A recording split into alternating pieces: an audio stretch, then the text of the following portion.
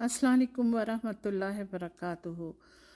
Domain 1 security and risk management जो है, और उसका जो है हमने पार्ट 14 के अंदर है ना, पॉइंट नंबर 92 किया था। लेकिन पॉइंट नंबर 92 को मैंने कंप्लीट नहीं किया था क्योंकि बहुत ज़्यादा लंबी हो गई थी वो रिकॉर्डिंग। तो हम पॉइंट नंबर 92 का जो रिमेनिंग हिस्सा है उसी से ही स्टार्ट करते हैं। तो चलें, बिस्मिल्लाहिर्रहमानिर्रहीम। अच्छा, ये कहता है an often overlooked area of risk is that of legacy devices ना। इसके पॉइंट्स क्या है? एंड ऑफ लाइफ ना, EOL is a point at which a manufacturer no longer produces a product, service and support may continue for a period of time after EOL but no new version ना। EOL जो है ना, इसको इन्होंने नाम दिया है एंड ऑफ लाइफ ना। एंड ऑफ लाइफ क्या है कि जो भी मैन्युफैक्चर जो प्रोडक्ट बना रहा था ना, अब वो नो लॉन्गर उस प्रोडक्ट को बना रहे हैं। उसकी सर्विस और उसका सपोर्ट वो कुछ अरसे तक करते हैं, लेकिन उसका कोई नया वर्जन नहीं आता है ना। फिर दूसरा पॉइंट इसका यह है कि EOL is sometime perceived or used as an equivalent of end of service life na. EOSL are those systems that are no longer receiving updates and support from the vendor. If an organization continue to use an EOSL system, then the risk of compromise is high because any future exploitation will never be patched or fixed ना। क्या होता है कि है ना, ये EOSL जो है ना, एंड ऑफ सर्विस लाइफ है ना। यानी कि अभी हमने जाना कि है ना, कोई नया वर्जन उस प्रोडक्ट का नहीं आता है, और एक टाइम आता है नेचुरली, जो कि जब वो प्रोडक्ट ही आउटडेटेड हो जाती है तो फिर सपोर्ट भी ख़त्म हो जाता है और नेचुरली कोई अपडेट्स तो उस पर आएंगी नहीं। तो फिर क्या है कि अगर कंपनी उसे ही चलाती रहेगी ना, तो अगर किसी किस्म का कोई चीज़ ज़ाहिर होती है, कोई ख़तरा ज़ाहिर होता है, तो उसको फ़िक्स नहीं किया जा सकता है क्योंकि अब वो सपोर्ट भी ख़त्म हो गई है और वो प्रोडक्ट भी आउटडेटेड हो गई है ना। तो ये है। अच्छा, अब हम पॉइंट नंबर 93 पे आते हैं। Risk framework is a guidance for how risk is to be assessed, resolve and monitored ना। अब ये जो NIST जो है ना, ये national institute of standards and technology, उन्होंने establish the risk management framework ना, RMF के ना है, and the cyber security framework, CSF ना। These are both US government guidelines for establishing and maintaining security, but the CSF is designed for critical infrastructure and commercial organization. ये जो CSF है ना, cyber security framework ना, वो design किया गया है क्रिटिकल इंफ्रास्ट्रक्चर के लिए और कमर्शियल ऑर्गेनाइजेशन के लिए ना। वेयर एज द RMF जो है ना, जो कि रिस्क मैनेजमेंट फ्रेमवर्क है, establishes mandatory requirement for federal agency, यानी गवर्नमेंट लेवल की चीज़ है ना। The RMF has 7 cyclical phases ना, जो NIST ने मुकर्रर किए ना। These should be memorized in orderly for exams ना। अच्छा, सबसे पहली चीज़ है प्रिपेयर ना, प्रिपेयर करना। Establishing a context and priority for managing security and privacy risk ना। हर चीज़ की प्रिपरेशन सबसे पहले होती है और वो बहुत ज़रूरी है। फिर कैटेगराइज करना, the system and information process based on an analysis of impact of the loss ना। कैटेगराइज करो कि भाई इसका कम नुकसान है, उसका ज़्यादा नुकसान है। वो फिर मैट्रिक फॉर्म में होता है कि भाई किसका कितना नुकसान है ना। फिर नंबर 3 है select an initial set of control for the system and tailor the control as needed to reduce risk to an acceptable level based on an assessment of risk ना। अब सेलेक्ट करना है कि सेट ऑफ कंट्रोल्स किस system के लिए perfect होंगे ना, कौन सा सेट ऑफ कंट्रोल किसके लिए होना चाहिए ना। और फिर जो है नंबर 4 है इम्प्लीमेंट ना, the controls and describe how the controls are employed within the system and its environment of operation ना. implement कैसे करना है उसको, assesses the controls to determine if the controls are implemented correctly, operating as intended ना. assess करना है कि भाई जो हमने implementation की है security control की, क्या वो सही की है सही चीज़ सही जगह पर इस्तेमाल करने के लिए रखा है. और फिर आता है authorize, the system is based on the determination of the risk to organizational operations and asset ना. लाजमी है कि है ना अथॉराइज होना हर चीज़ का बहुत ज़रूरी है ना. फिर नंबर 7 जो है मॉनिटर, मैं समझती हूँ मॉनिटर बहुत ही इम्पोर्टेंट रोल अदा करता है, क्योंकि चीज़ें बंद हो जाती हैं, उनको मॉनिटर करना जो है ना वो सब बहुत इम्पॉर्टेंट है. The system and the associated controls are on going basis ना, ये ऑन गोइंग बेसिस है मॉनिटर करना ना. फिर ये है consider the following RMF for use in the real world ना. ऑक्टेव है operationally critical threat, asset and vulnerability evaluation है ये. फिर आता है FAIR factor analysis of information risk है. फिर TARA threat agent risk management. फिर पॉइंट नंबर 94 पर हम आते हैं, understand and apply threat modelling concept and methodologies ना.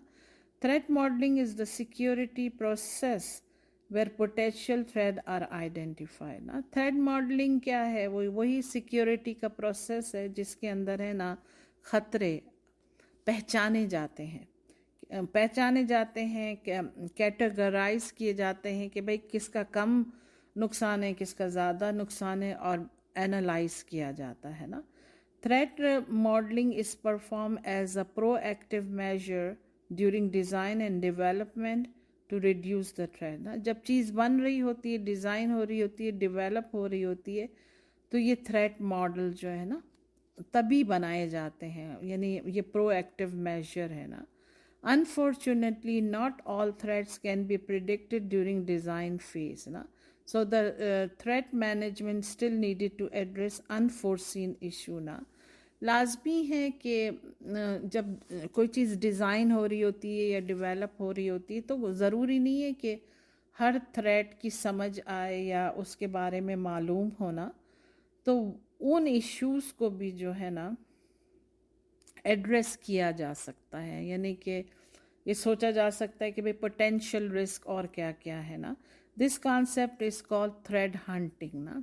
थ्रेड को हंट करना, इन्हें मालूम करना, उसको हंटिंग करना कि भाई क्या क्या नुकसानात हो सकते हैं. Threat hunting is a core concept behind ethical hacking, penetration testing, source code review and first testing. फिर आता है 95, there is always a possibility of threat, 3 methods to follow ना. हमेशा पॉसिबिलिटी रहेगी, बंदा कितना भी परफेक्ट वो समझे कि उसने काम किया है, लेकिन थ्रेट की पॉसिबिलिटी है ना हमेशा रहेगी. यू नेवर नो कि कब कौन सी चीज़ हिट कर जाए.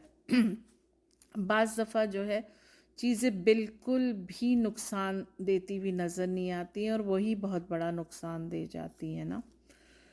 तो नंबर 1 है फोकस ऑन एसेट्स ना. एसेट की वैल्यू को समझना है और उसके हिसाब से सिक्योरिटी कंट्रोल्स बनाने हैं ना, क्योंकि एसेट्स नहीं है ना तो फिर कंपनी या ऑर्गेनाइजेशन भी नहीं है.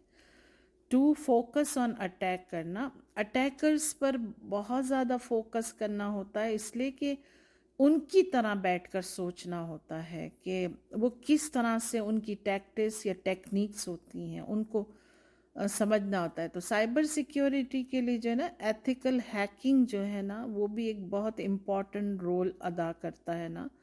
फिर आता है नंबर 3 फोकस्ड ऑन सॉफ्टवेयर ना. सॉफ्टवेयर जो बनती हैं ना वो बहुत तरीके अब लोगों ने निकाल लिए हैं उनको कॉपी करने के ना. तो it can consider potential threat against the software ना if the organisation develop software. अच्छा, फिर है ना पॉइंट नंबर 96 आता है, when doing the inventory and categorise threats Microsoft develop a threat categorisation scheme known as the STRIDE model ना। ये stripe model बहुत इम्पॉर्टेंट है, मैं समझती हूँ एग्ज़ाम के लिहाज से। तो इसका जो है, इसकी डेफिनेशन इन्होंने दी है कि स्ट्राइप मॉडल क्या है, और इसको जहन में रखिएगा कि माइक्रोसॉफ्ट ने डेवलप की थी। तो इसका जो नंबर एस है, नंबर 1 स्पूफिंग ना, फ्रॉडस्टर्स प्रीटेंशियस टू विन ट्रस्ट ना।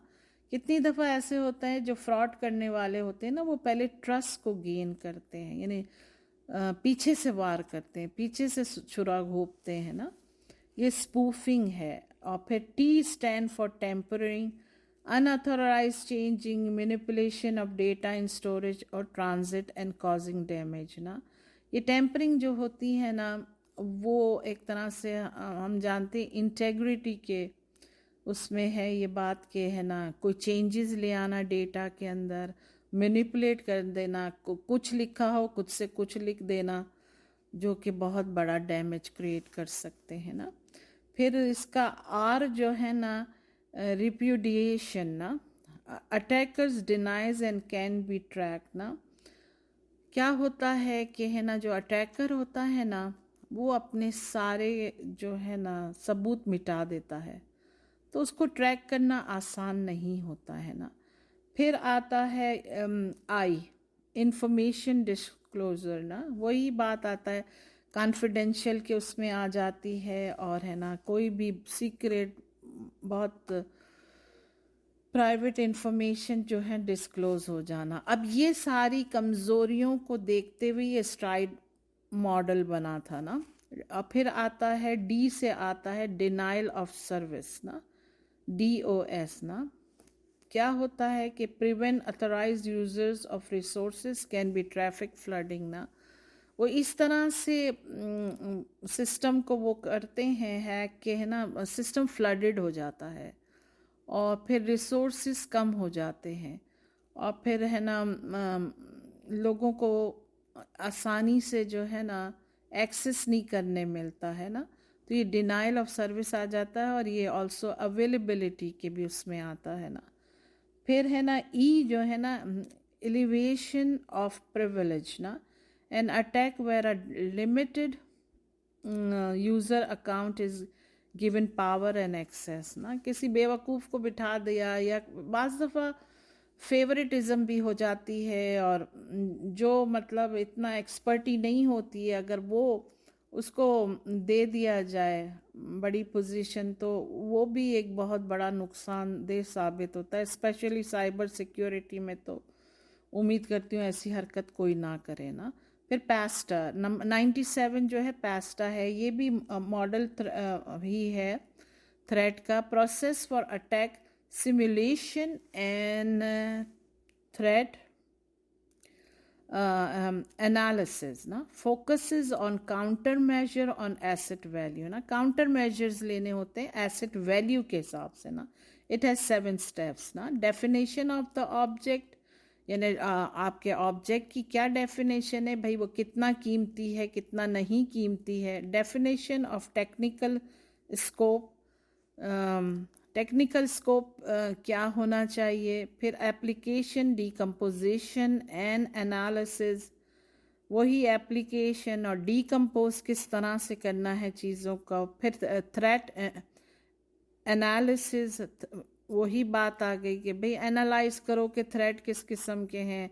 और फिर आता है नंबर 5 जो आता है वीकनेस एंड वॉनरेबिलिटी एनालिसिस, वही बात कि कमज़ोरियों को ढूंढो, तलाश करो, उनको एक्सेप्ट करो, उनको रियलाइज़ करो। Attack modelling and simulation, okay, AMS, ठीक है ना। ये क्या है कि है ना अटैक मॉडलिंग, कैसे अटैक आएगा मॉडल के ऊपर, और जो है ना इमिटेशन, जो ये सिमुलेशन जो है ना, वो है इमिटेट किसी चीज़ को करना, जो होना उसको करना। यानी वैसा ही करना लेकिन वो ओरिजिनल ना हो। रिस्क एनालिसिस एंड मैनेजमेंट ना, रिस्क को एनालिसिस करना है और रिस्क को मैनेज करना है। फिर आता है point number 98, vast, visual, agile and simple threat ना, based on agile PM principle ना। क्या है वी, क्या है विजुअल है, कैन बी सीन। एजाइल क्या है, ए है एजाइल, वो क्या है, able to move quickly and easily. फिर एस क्या है, सिंपल नॉट हार्ड, मुश्किल ना बनाओ चीज़ों को। और फिर है ना टी आता है, थ्रेट, इंटेंशन टू इन्फ्लिक्ट, यानी कि थ्रेट तो वही है ना कि है ना किसी चीज़ को डैमेज करो, और लाजमी डैमेज नापसंदीदा होता है ना। अच्छा, फिर आता है competition is often a key part of a business growth, but it also increases the threat level if relationship go sour ना। हम जानते हैं कि कंपटीशन भी एक बहुत बड़ा थ्रेट है, और जो है ना बाज़ दफ़ा कंपनीज़ के अंदर भी, अगर पार्टनर्स के अंदर भी रिलेशनशिप ख़राब हो गए, सावर हो गए, तो थ्रेट लेवल बढ़ जाता है। Next step is threat modeling, is to perform reduction analysis, which is known as decomposing the application, system or environment na. The decomposition process, you must identify 5 key concepts na. इसका नंबर 1 है trust boundaries, any location where the level of trust और security changes ना। अब 2 boundaries बना दी हैं। अब जो है सबकी अपनी जो है ना ट्रस्ट का लेवल है और सिक्योरिटी है। मतलब किसी तरफ सिक्योरिटी थोड़ी सी मुख्तलिफ होगी या ज़्यादा होगी, किसी तरफ दूसरी तरफ जो है सिक्योरिटी मुख्तलिफ होगी, हो सकता है कम हो ना। तो लोकेशन के हिसाब से ना सिक्योरिटी, और लाजमी है कि डेटा इधर से उधर जाता है तो फिर जो है ना दोनों तरफ के हिसाब से सिक्योरिटी बनती है ना। और फिर नंबर 2 ये है कि data flow path, the movement of data between locations ना। डेटा जो इधर से उधर एक लोकेशन से दूसरी लोकेशन को जाता है। फिर input point, location where external input is receive ना, वो तमाम लोकेशन जिनमें बाहर से अगर कोई चीज़ जो है ना रिसीव होती है।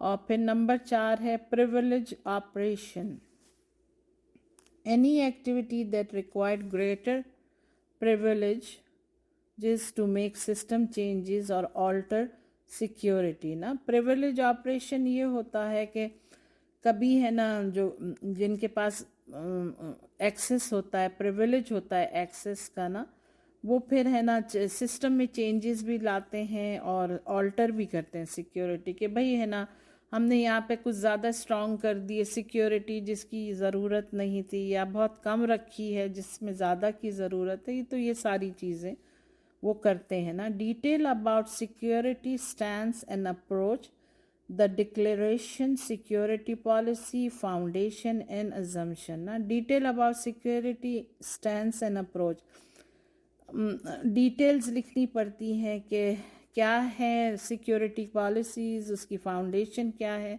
एंड नेचुरली अजम्पशन, यानी कि अजम्पशन भी काउंट होता है कि क्या हो सकता है और क्या नहीं हो सकता ना। फिर आता है damage potential, how severe the damage is likely to be if the threat is realize, वही प्रीटी मच अंडरस्टैंडेबल है ये।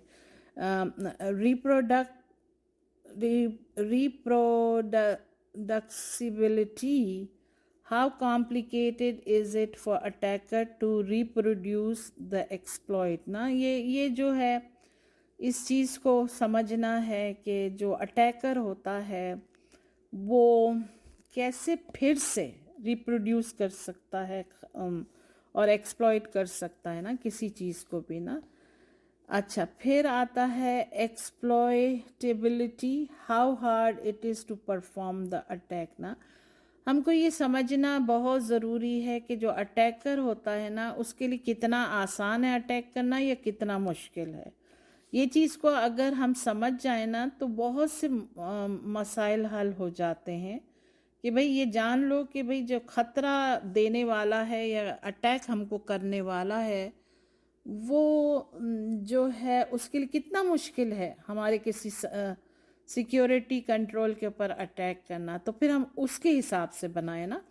Affected user, how many user are likely to be affected by attack نا, ایز اے پرسنٹیج. بھائی کتنے users ہیں جن کو نقصان ہوا ہے یا جن کا سسٹم رک گیا اور جو ہے وہ پریشانی میں آ گئے. تو یہ بھی افیکٹڈ, کتنے یوزرز افیکٹڈ ہوئے ہیں. فار ایگزامپل اگر تو بھائی ہے نا 70 سے 80%, تو پھر بہت ہی نقصان کی بات ہے. ہاں اگر 10% ہے تو تھوڑی کم نقصان کی بات ہے نا. Discoverability, how hard is it for an attacker to discover the weakness نا. یہ بھی ہمیں پتہ ہونا چاہیے. یہ ایتھیکل ہیکنگ جو ہوتی ہے یہ اس کے سارے موضوع ہیں کہ بھئی پتہ ہونا چاہیے کہ ہمارا جو دشمن ہے وہ کس تیزی سے ہماری ویکنیس کو پکڑ سکتا ہے. اچھا, ٹرائیڈ ماڈل نا. ٹرائیڈ ماڈل جو ہے نا فوکسز آن ایکسیپٹیبل رسک نا, جو رسک ایکسیپٹ کر دیے لیتے ہیں. پہلے بھی ہم بات کر چکے ہیں کہ اگر کوئی رسک کا نقصان کم ہے اور اس کا پروٹیکشن مہنگا ہے تو پھر وہ ایکسیپٹ کر لیے جاتے ہیں نا کہ ہاں بھائی بھلے ہوتا ہے نقصان, کیونکہ اگر ہم اس کی سیکیورٹی کنٹرول بنائیں گے تو ہمیں بہت مہنگا پڑے گا. Ensure the assign level of risk for each asset is acceptable to stakeholders نا. کیا ہوتا ہے کہ پھر یہ جو ایکسیپٹیبل رسک ہوتا ہے نا, یہ جو انویسٹرز ہوتے ہیں نا, اسٹیک ہولڈرز جو ہوتے ہیں نا, ان کو پھر ہے نا یہ اس کے بارے میں جو ہے باقاعدہ پورا سمجھانا ہوتا ہے نا, کہ انشور کرانا ہوتا ہے کہ بھئی یہ وجہ ہے کہ اس کے سیکیورٹی کنٹرولز نہیں بن رہے ہیں, اور پھر وہ اگر ایکسیپٹ کریں اس بات کو نا. ٹھیک ہے نا. تو میں ادھر فنش کرتی ہوں, پھر وہی ریکارڈنگ لمبی ہو گئی ہے. السلام علیکم.